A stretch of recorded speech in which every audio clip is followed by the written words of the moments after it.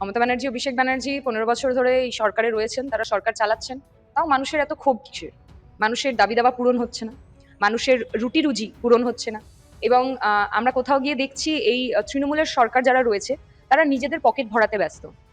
তৃণমূলের যে কালীঘাট বলুন, ওই কালীঘাটের রোডের বিভিন্ন জায়গায় ৩৫টি প্লট রয়েছে ওনাদের আত্মীয় স্বজনের নামে।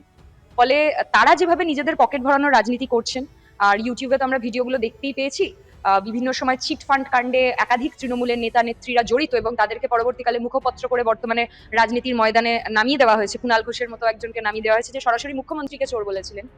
এবং তারপরে দাঁড়িয়ে আমরা দেখতে পাচ্ছি কিভাবে স্যান্ডো গেঞ্জি পরে টাকা নিতে দেখা গেছে, কিভাবে তোয়ালে মুড়িয়ে টাকা নিতে দেখা গেছে। তারা প্রত্যেকেই স্বনামধন্য মন্ত্রী।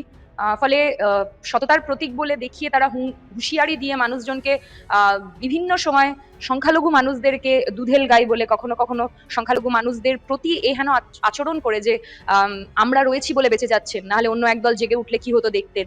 এই যে হুঁশিয়ারিগুলো, এগুলো তো কোথাও গিয়ে মানুষকে হুঁশিয়ারি দেওয়া, সংখ্যালঘু মানুষদেরকেও ছোট করা কোথাও গিয়ে। ফলে সেইগুলোর বিরুদ্ধেও মানুষ ঘুরে দাঁড়াচ্ছে, মানুষ লড়াই করছে।